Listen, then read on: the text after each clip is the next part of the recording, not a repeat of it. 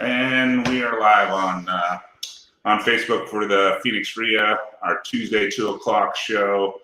Here with Luke and Andy Warner, who I've known for a long time. I think I've known Andy for probably coming up on 20 years. And when I first met Andy, he ran a foreclosure company. The smallest, he started, small like I did, and doing some rehabs and all that stuff. But probably by 2003 or 4, he was acquiring, I would say, an average of 8 a day. So that's call it 200 business days a year. That's 1,600 homes a year. These guys talking about like, oh, I did 300, I did 400. Well, Andy's company was doing, let's just call it 1,500 homes a year.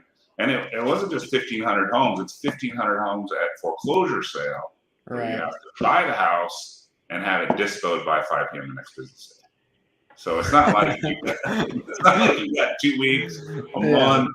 Right. There weren't these cool technologies of texting, and we had email blasts back then, but not texting, but it's just literally, and now he is doing pretty well in the wholesale business himself. He just had to buy a plane last year because he had some tax issues, so he's doing just right. But now he's just running, instead of this big old monster, he's running just 2 acquisition guys and buying planes because he's got tax issues. So there we go. We're just gonna maybe talk a little bit about like scale or not to scale, kind of is what I was thinking this would go about. So Andy, I like it. What are your thoughts on that?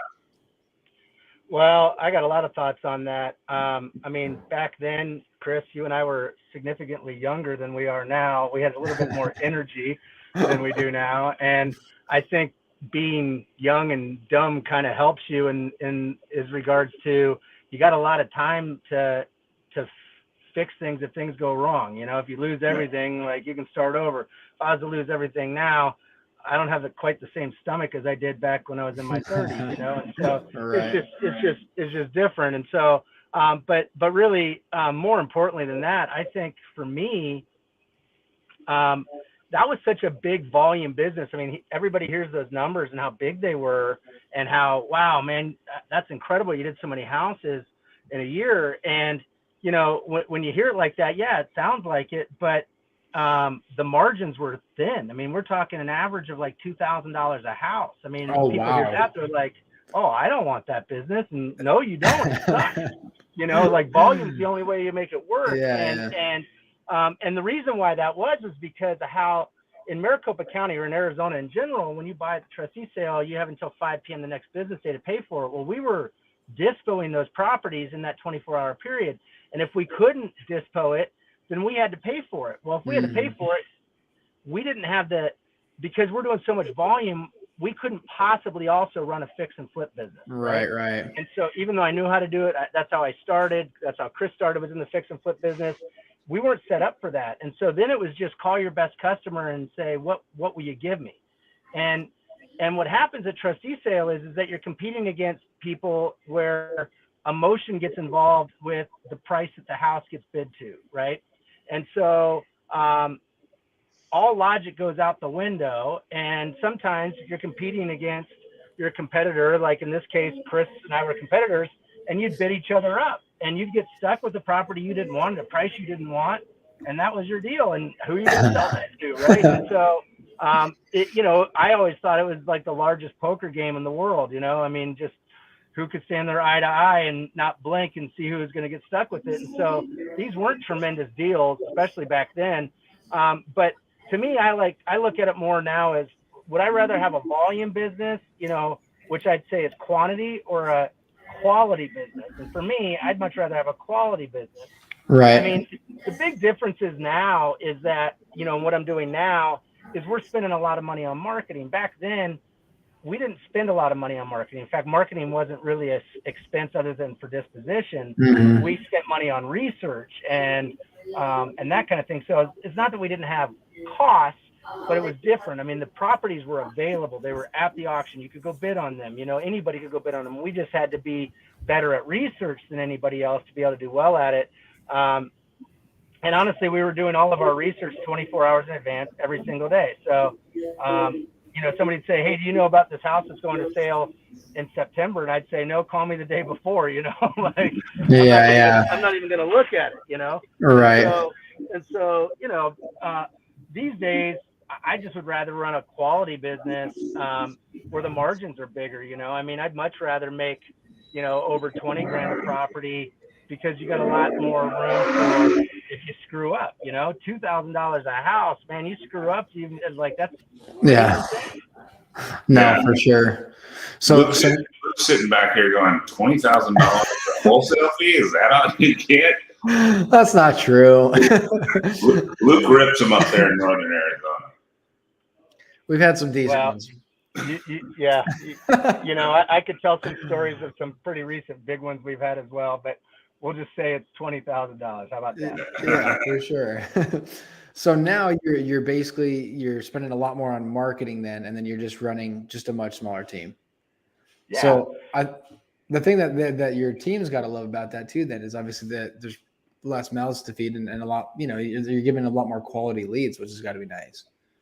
Yeah, and we can, and you know, I can really work the marketing angle. I mean, you know, in the last 3 years, we've changed, you know, our number one marketing channel probably 5 times, you know, I mean, right. Things work, they don't work. And so, you know, now we focus so much on marketing. Yes. I mean, there's the sales end of it, which is the acquisition and, you know, the person actually goes and talks directly with the seller. Mm-hmm. But that conversation never happens if we can't get the phone to ring. Right. Yeah, exactly.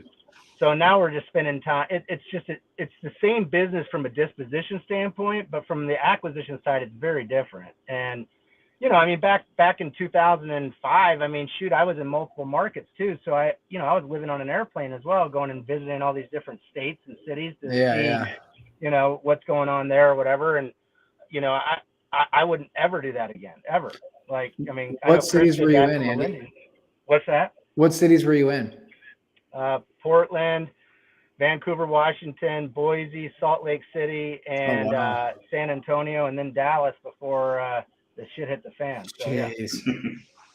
Wow. We've got a couple different markets, but yeah, I mean when you're running. That was what would you just name 6, 7 markets? Yeah. And you were traveling to go see the properties as well? No, I was traveling the way I had it set up, and again, I would never set it up this way again, but I basically had a partner in each market. Okay. And I would give them a chunk of the business. I'd teach them how to do it. I'd teach them, and these were all still buying everything at the foreclosure sales. Right. Different foreclosure rules, but I'd have a main guy who got paid a good portion of the profit, and then I provided the infrastructure and all that kind of stuff. So when I'm going to all those markets, I'm basically going to make sure that he ain't screwing anything up. Right, you know? right. And or if he's in trouble, or because especially in states like Oregon and Washington and Texas, you got to pay right there, right? And so this ain't wholesaling now. Now you've taken on all the risk, and we might be actually hoteling it, I guess, is really technically what we're doing. Right. But we have all the risk, and so you got to really make sure you're buying those properties right and not screwing up. And, you know, when you have other markets, you got other human beings and people in those markets, they screw up. And now we've got to figure out how we can make the bleed be the least amount of bleed that we can possibly have. And keep moving, you know? Absolutely. Well, and each one of those markets had its own set of overhead and, you know, office and staff. And, you know, it was a pretty big nut to crack. Oh, absolutely. Yeah. What was your average daily due diligence? Probably 50, 60 properties a day? Oh, at least. I would say, I mean, Maricopa County, we were probably looking at 40, right? You know, so I mean, across all those markets, I mean, in Texas, it's not even fair. You have to start looking a month out because they only do the trustee sales one day a month out there. So you'd prepare, like in Bexar County, Texas, which is where San Antonio's at, our average month was 700 properties we'd be preparing for to bid on. Jeez. Yeah. That's insane. So what are you tired talking about it? So obviously you said it was when you were younger, you felt like you had more energy and it was easier to run a bigger team. Which one did you enjoy more? Did you enjoy a larger team, or do you enjoy it more now with a smaller team and not as much, you have to worry about? I do enjoy a good sized team. I just don't enjoy overhead risk. Yeah. So like if it was all Yeah. subcontractors, then I don't know. I wouldn't have a problem with it, but I still prefer quality versus quantity for sure. So, if I was like to say go national or something like that, if I wanted to do that, I would do it in a much different way where I would use subcontractors. I wouldn't have overhead and employees, and Yep. I would do it very, very differently. Absolutely. So what are the 5 marketing channels you've used over the last 3 years? Direct mail, obviously, texting, cold calling, TV, PPC. Trying to think what else I've left out. I mean, those are 5 for Yeah, sure. the main. Absolutely. What do you think is the best one right now? You're probably still sending letters and cold calling, right? We lost him. You went quiet on this. I think Andy just didn't want to answer that question, Chris. He's just smiling at us. He's Billy stays. He's like, yeah, I'm not going to tell you that. What are these? Let's look at some of these questions while we're waiting. For sure. Let's see. How do I do that? Let's see if we've got any questions. Just had one. Just popped up. Where did it go? Oh, that's you typed it. Oh, he's gone. He's probably coming back.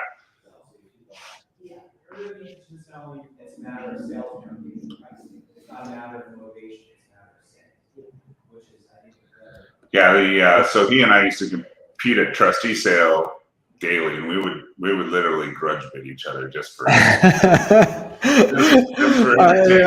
I'm gonna make you lose a couple more thousand. Exactly. Oh, that's funny. It's crazy to think about that you guys were saying that you're doing that for, a couple $1,000s.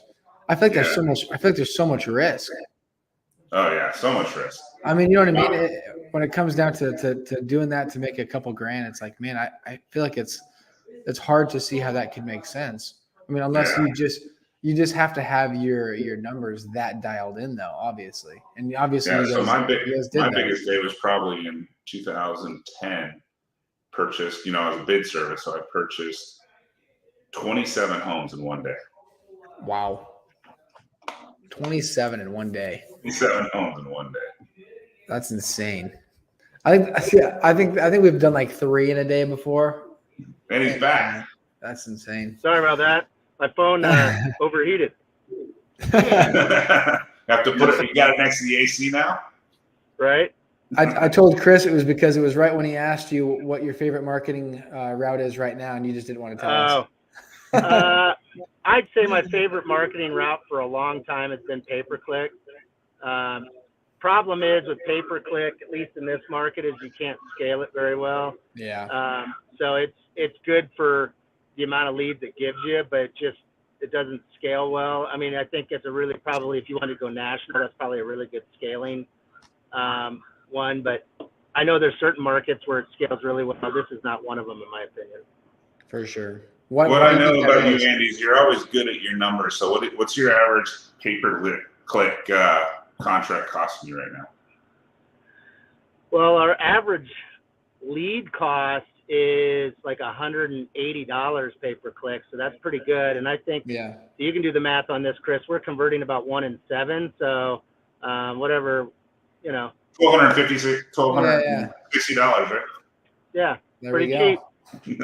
No, that is absolutely. But I tell people all the time, that I'm coaching or whatever, I'm like, look, pay-per-click is not a good place to start if you don't know how to convert, because those leads, they want to sell, and they want to sell right now, or they'll go find somebody else, and it is a very expensive place to go if you can't convert. Absolutely. You're much better off learning to convert off of like direct mail or cold calling or something that has a lower barrier to entry, because and my lead cost is so low because I've been doing it for so long. I mean, when I first started, it was like $400, you know? I mean, so, Right. you know, we've gotten it down just because we've gotten really good at it. And I think Google and, you know, however this works, I don't know, I'm not a tech guy, but I think it just sees us as somebody who's been entrenched for a long time.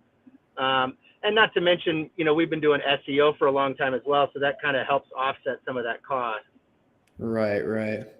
And then Andy, you know, you're saying when it comes to conversion, so you're sending your acquisition guys on appointments, right? I mean, you're sending them to the property to go meet the sellers. Yeah, I mean, we do a decent amount of statewide. I mean, we're still majorly focused in Maricopa and Pinal County, but we definitely get leads that are outside of those two counties, and we won't go on those appointments. They'll close over the phone on those. For sure. But the lion's share of our business is local, and so if it's local, they're going on the appointment. Yeah. Yep. I feel like a lot of people, you know, have kind of gotten away from that because, you know, it's that extra step of having to go, you know, talk to the sellers, go meet them, you know, sit down with them, which I think a lot of people don't want to do anymore. And unfortunately, you know, but I think that's what separates some people from still getting deals regularly, you know, is that the people that don't want to go, you know, go that extra mile to go drive there and sit down with them and meet them and you know, go face to face and sign up the contract. I feel like a lot of times the, you know, people that are selling their homes, they still want that. And the people that are not willing to do that, I think they're shooting themselves in the foot. Oh, I agree. Because at the end of the day, people are you can beat out, most of the time you can beat out people on price if you just win with rapport. Yeah. So really rapport building, it's a skill for sure, but it's actually being interested in that person that you're sitting across the table with, as opposed to, you know, just trying to be a wham bam thank you ma'am kind of thing. And exactly. I always kind of joke around about what I call the young wholesaler, because he's impatient. He kind of runs in there and he's like, "Oh, your house sucks, looks like shit. I'll give you this," you know, and then he's out. And that's the last thing you ever want to do. I mean, you want to go in and be a problem solver. And is it more work? 100% it's more work, but that's where you're going to get the juice. I mean, that's where you're going to get the big margins. That's where you're going to get the, you know, the big fees, because you went in and figured out what they needed, as opposed to, I mean, bottom line is when you're doing the business this way, when you're actually going on the appointments and you're doing acquisitions this way, you're in the problem solving business. You're not in the real estate business. And so your job is to figure out what their problem is and then solve the problem. Then you'll get the house. Absolutely. When was the last time you went on an appointment, Andy? I don't know, years ago. Luke, how about you? When was the last time you went on an appointment? I went on an appointment last weekend. There you go. Went on an appointment last weekend. Yeah, we still go on most of our appointments. You know, I mean, it's the same thing. You know, obviously, it's like if you feel that you have a good chance of locking the deal up, and you don't need to go on the appointment, then obviously we're going to try to lock it up ahead of time. But I mean, most of the time, no, we're in the same position where we like to build the rapport in person. You know, went on an appointment last weekend. It's when we go up to Prescott for those properties. I like to go on those appointments. We go up once a week or once every 2 weeks anyway. So might as well load up those days with appointments. You know, put yourself in front of sellers who are actually interested in moving their properties and give yourself the best chance of getting the deal. For sure. So since the market's shifted and slowed down a little bit, have you shifted any of your marketing, or are you still full speed ahead? You slowed it down at all, or still going strong? Still going strong, but having to be more strategic, having to go about acquisition a different way, solving different problems. I mean, because right now, I mean, I used to send out an email, Chris, emails just 3 months ago, and I'd have, you know, a whole bunch of people raising their hand in 5 minutes, right? Oh, I want it, right? Well, now somebody will say something tomorrow, right? And you know, selling, you know, dispo used to be a piece of cake. Dispo now is much more difficult. Yeah. to that, we've got to make sure that what we're acquiring is the right deal. We're not buying the funky lot, Yep. power line, the dump, and all that kind of stuff anymore Yep. because I'm going to sell it. No, It's too difficult. So absolutely. And I mean, as a flipper, because we flip much more than we do wholesale now. So I mean, exactly what you're saying. When you're going through those dispo lists now, where you're looking at properties because you're looking for a flip, exactly what you just said. You see a property that backs a major street now, you're not even going to look at it because you've got so many other options of other properties that are out there because so few people are buying right now. So when that happens, you have a lot more to pick from. You can be a lot more choosy. And so exactly, if it backs a major road, if it's got funky additions, if whatever, even honestly for us right now, even if the AC roof and windows are bad, it's like, you know what?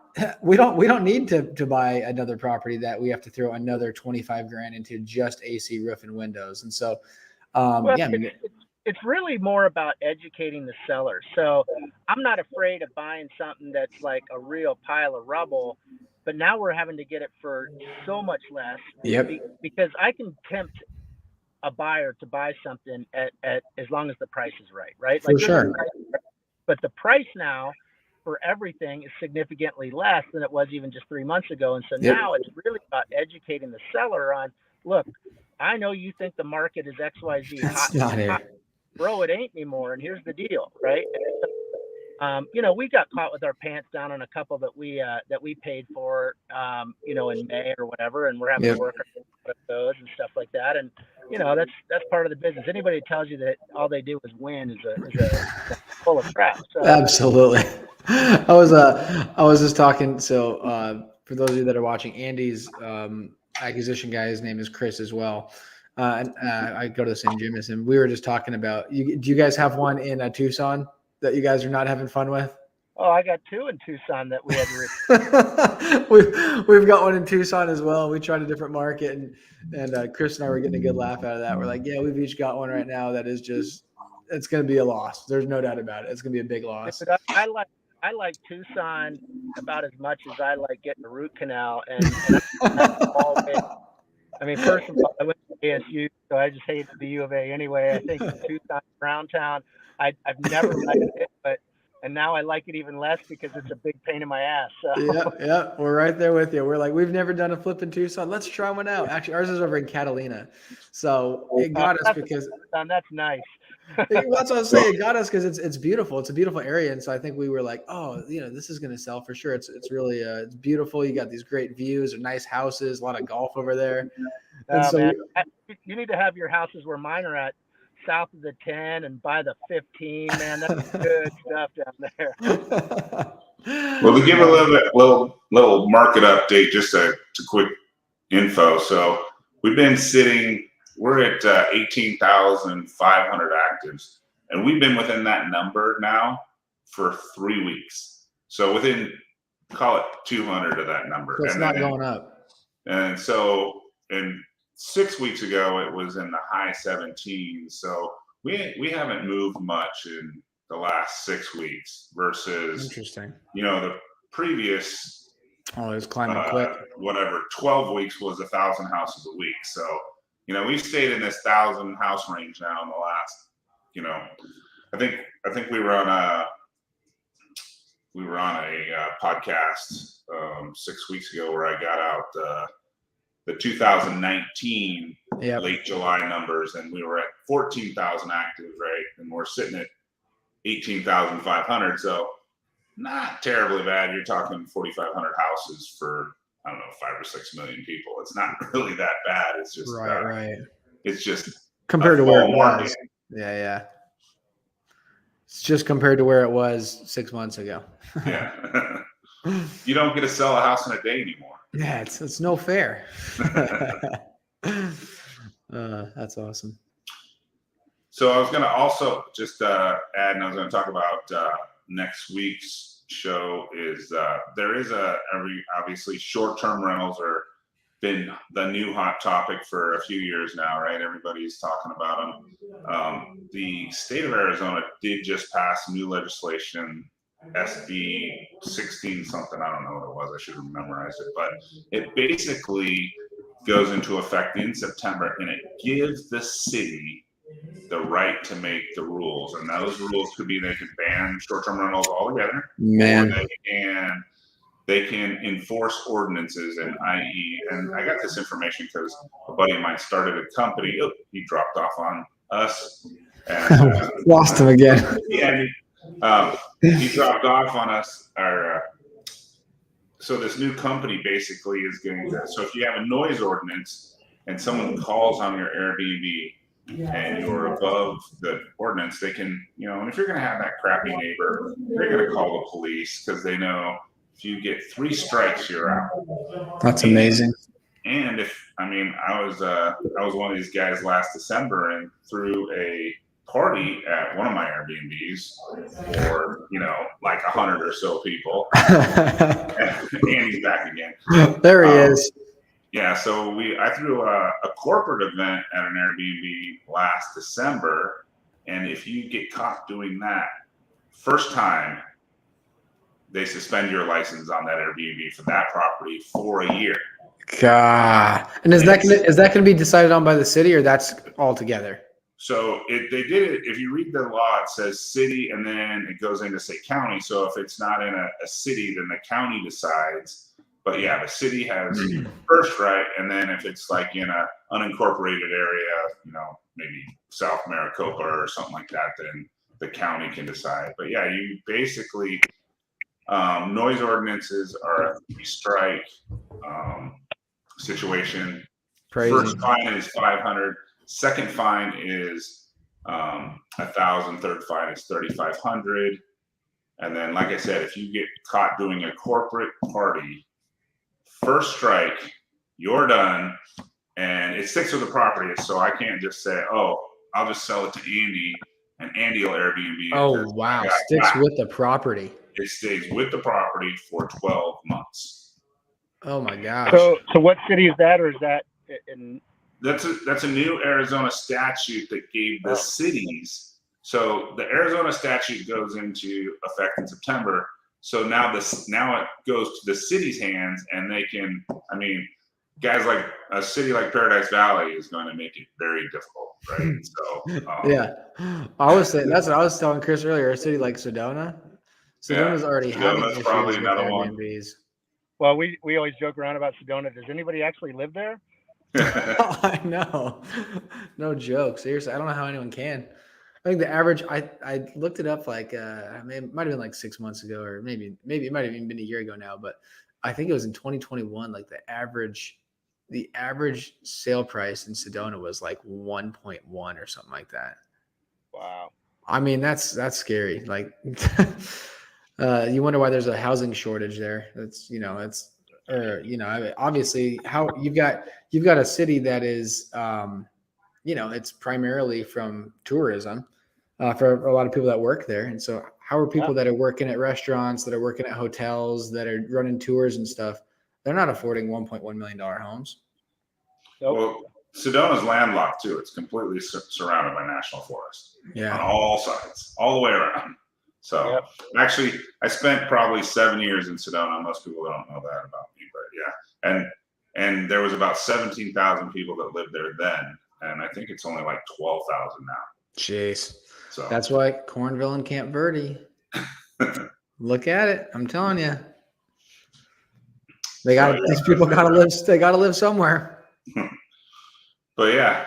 Anyway, thanks Andy for jumping on with us and talking to us about scale or not to scale. Like I said, Andy's running a great business here in good old Maricopa County, one of the most competitive markets in the country, with 2 acquisition guys, and had to buy a plane to get some tax write-offs. And you're a pilot, right? I am. Chris is too. That's right. Heck yeah. We used to own a plane. So Do you guys still have that plane or no? No, we sold that like 3 years ago. Okay. I think you guys had built that plane. If I'm not mistaken, I think you guys had built that plane right when you guys took us to the spring training game. I think you guys had just finished it or something like that. I think we probably Yeah, I just think bought it. We didn't build it. Yeah. Bought it. Oh, okay. Never mind. Yeah. Just Yep. bought it then. Yep. Heck yeah. That was a good find. What's that? Oh, go ahead. I said, go ahead. I was just gonna say, Chris and I are just deal guys. He's scouring Craigslist, finds a deal on a plane, and we didn't know crap about planes. It was a deal. It ended up being quite a bit of work to get it really tip top, but still ended up being a great deal. So Heck Yeah, yeah. we made money on our airplane. You don't do that very often. Yep. Oh, that's awesome. Pretty All right. crazy. Well, thanks for joining us, Andy, and thanks again, Luke. And we'll You bet. talk Absolutely. about the new short-term. We're going to dig more into the new short-term Airbnb law next week. So, Perfect. Looking forward to it. Perfect. Appreciate it, All right, Andy. man. Thanks for Thanks for joining you us. guys. I will see you guys. See you, Luke. See you, Chris. We'll see you. Thanks. All right. Bye.